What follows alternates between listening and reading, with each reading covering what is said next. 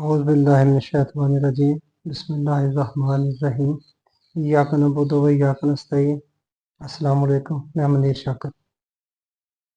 رزق ملنے کی شرائط، رزق ملنے کی کیا شرائط ہے؟ بات ہو گئی، عرض کر دی۔ حصول رزق انسان کے علم، صلاحیت اور محنت کے مطابق ہوگا۔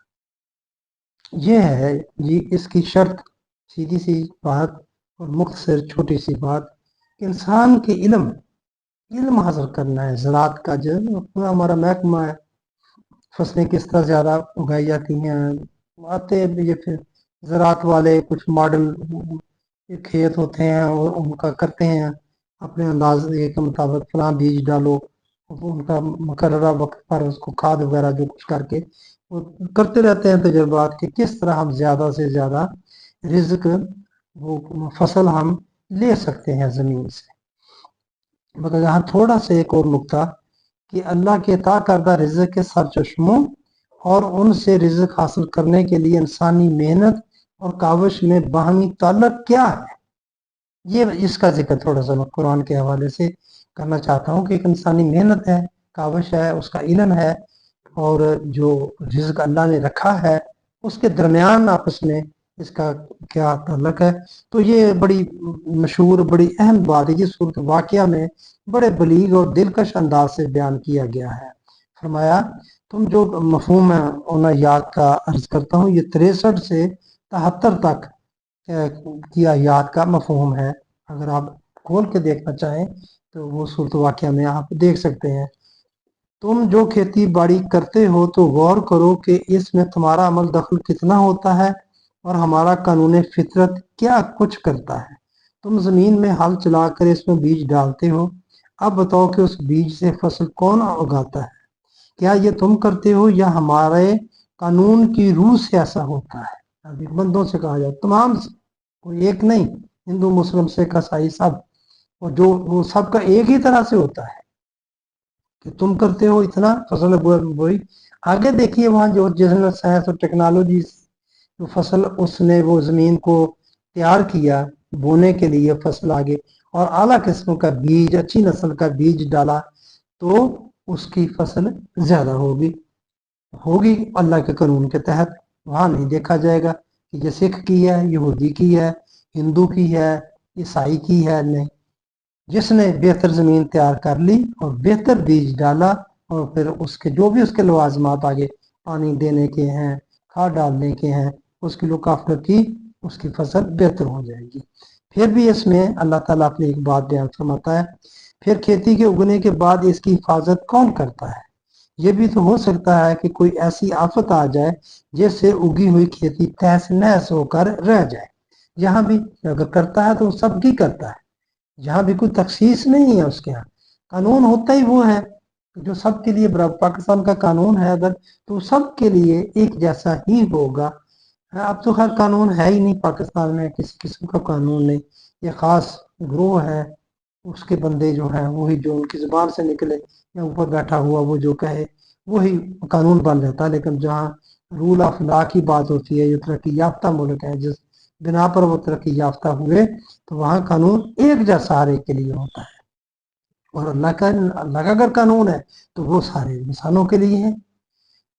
اس طرح تہس نہس کہ تم سر پکڑ کر بیٹھ جاؤ اور ایک دوسرے سے کہنے لگو کہ ہم بالکل تباہ ہو گئے، ہم یکسر محروم اور بے نصیب رہ گئے۔ اس کھیتی سے غلہ ملنا تو ایک طرف ہماری محنت اور بیج بھی بیکار میں گئے۔ وہ شاید کر سکتا ہے، وہ کہتا ہے کہ میں حفاظت کرتا ہوں۔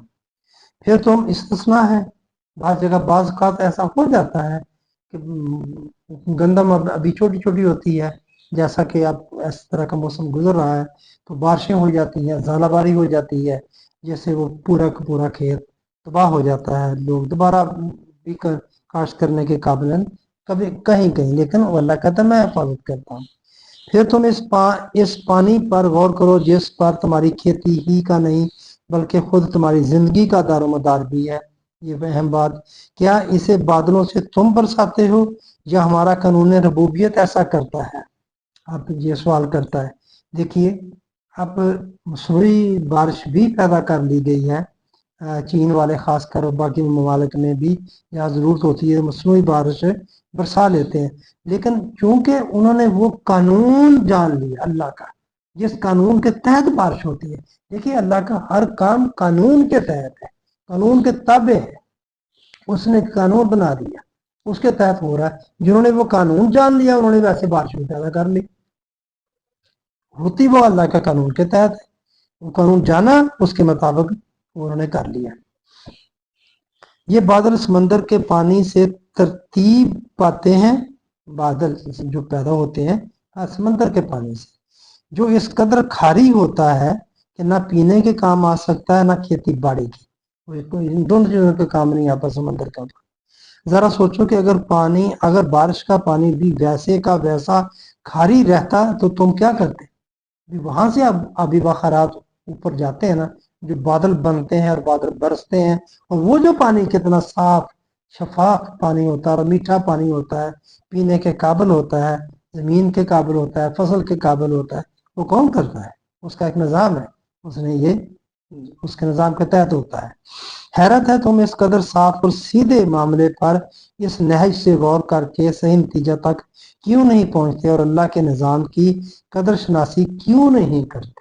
اللہ تعالیٰ بتا رہا ہے نا، جو اس کو نہیں مانتے، ہم بھی جیسا مانتے ہیں وہ سب کے سامنے ہے کہ تم یہ دیکھو یہ سب کچھ تم تو نہیں کرتے، یہ تو اللہ کا نظام ہے، اس کے تحت ہو رہا ہے. اسی طرح تم اس آگ پر غور کرو جسے تم روشن کر کے اس سے اتنے کام لیتے ہو. کہو کہ سبز درختوں کی شاخوں میں حرارت کو یوں سمٹا کر رکھ دینا تمہاری کاریگری ہے یا ہمارا قانون ایسا کرتا ہے؟ یہ وہی قانون کی بات ہے. اللہ کا سارا نظام قانون کے تحت چل رہا ہے، اس کی حکمرانی قانون کے تحت ہے. وہ ایسی ذات ہے. ہم ہی نے یہ سب کچھ پیدا کیا ہے، تمہاری اس میں صرف محنت ہوتی ہے. ٹھیک ہے جی، اس میں صرف محنت ہوتی ہے. وہی ہے سورہ نجم کی. ہاں جی، انسان کے لیے صرف وہی ہے جس کے لیے اس نے کوشش کی. کوشش ہے انسان کی، اسی کی محنت کا اس کو پھل ملتا ہے اور ملنا ہے.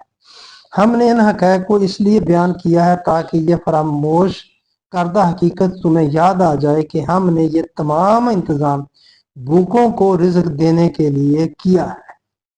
ٹھیک ہے، یہ انتظام کیا تاکہ خوراک ملے. آگے جو کرنا ہے یہ تم نے انتظام، اس کا ڈسٹریبیوشن کا تم نے کرنا ہے. اللہ ڈسٹریبیوٹر نہیں ہے، میں بارہ عرض کر چکا ہوں. یعنی کہ یہاں تک بات یہ طے ہو گئی کہ اللہ پروڈیوسر ہے، رزق کو پروڈیوس کرنے والا. تو رزق کو پروڈیوس کرتا ہے، اور کتنے اس نے تمام اپنے انداز سے بیان فرما دیا، اپنے احسانات جتا دیے کہ کس طرح میں کرتا ہوں تمہارے لیے بندوبست. تو وہ ایز اے پروڈیوسر، ڈسٹریبیوٹر نہیں. انسانی زندگی کے ابتدائی ایام میں خوراک مشتمل ہوتی تھی زمین کی عام پیداوار یا شکار کے گوشت پر. خوراک مطلب بعض پہلے یا جنس کے بدلے جنس ہم لیتے دیتے تھے، اس طرح دنیا کا کاروبار چلتا تھا. اس کے بعد مصنوعات کا دور شروع ہوا، اور یہ مصنوعات سمجھتے ہیں آپ، لیکن مصنوعات کی بنیاد بھی وہ خام مسالہ ہوتا ہے، وہ خام چیز ہوتی ہے، مال ہوتا ہے جس سے وہ مصنوعات بنتی ہیں. کپڑا ہے تو اس کی خام پوزیشن جو پہلے ہے وہ روئی ہے نا، گندم روئی ہے جو زمین سے کپاس جسے کہتے ہیں اگتی ہے، پھر آگے اس سے دھاگا بنتا ہے اور دھاگے سے آگے کپڑا بنتا ہے. تو یہ سب ابتدا کہاں سے ہوئی؟ جو زمین سے پیدا ہوتا یا نکلتا ہے. اس اعتبار سے بھی رزق کا اولین سا چشمہ زمین ہی قرار پاتی ہے. یہ تھی بھائی آج کی بات، اس نشست کی بات، رزق ملنے کی شرائط اور جو اس کا آگے نظام ہے اس نے اپنا بنایا بتایا قرآن پاک میں. اس کی میں نے تھوڑی سی آپ کے سامنے وضاحت کر دی. آپ کی مہربانی، آپ نے میری بات سنی. میرا زور اسی بات پر ہی ہے کہ اللہ تعالیٰ پروڈیوسر ہے، ڈسٹریبیوٹر نہیں. ڈسٹریبیوشن کا نظام ہم نے خود بنانا ہے، ہمارے پاس نہیں ہے. ہم کیپٹل نظام ہے ایک، اور دوسرا اشتراکی نظام ہے، اس پر चल रहे हैं या गुट मुट करके उनको मना के चल रहे हैं। इस्लाम का अपने तौर पर हमारे सामने वो माशी निज़ाम नहीं है। ये मुमकिन ही नहीं है कि वो ना हो। हम आ जाके ज़कात पर कह देते हैं कि ये देखिए ये ज़कात है, ज़कात बेशक ज़कात है, मगर वो भी हमारे यहाँ कोई निज़ाम की सूरत में हमारे पास नहीं है। जिस तरह हम कहते हैं ना कि इस्लाम है, और इस वक्त इस्लाम वसीयत निज़ाम के दुनिया के किसी एक चप्पे पर भी नाफिज नहीं है, किसी की तर्ज पर इस्लाम वसीयत निज़ाम के नाफिज नहीं है, मजहब के है चल रहा है हर जगह पर। उसका कोई कोई फायदा नहीं है, कहीं भी कोई फायदा नहीं है, ना किसी को कोई नुकसान है। वो होम्योपैथिक किस्म का इस्लाम है, वो चल रहा है, हो रहा है। तो ये मकसूद बताना कि डिस्ट्रीब्यूशन का निज़ाम हमने बनाना है। ज़कात है तो ज़कात का भी कोई निज़ाम बनाना है। देखिए ये कैपिटलिज्म में टैक्स का निज़ाम है, हमने अपने हिसाब से देख कर इस्लाम को कुरान को सामने रखकर ज़कात का कोई निज़ाम बनाना है। हमारा तो कोई निज़ाम नहीं है, हर कोई इनफरादी मर्जी है जिसकी, जितनी चाहे नहीं उस हिसाब से करके पूरी दे, आधी दे, जितनी दे, जिस तरह चाहे, जिसको चाहे दे दे। आदि मदरसे वाले मौलवी ले गए, उन्होंने भी इसको जायज करार दे दिया है, परवाज भी नहीं उठाते, और किसी गरीबों को, अपने नौकर चाकरों को जिनसे हमें मफाद हासिल होता है उनको दे दी।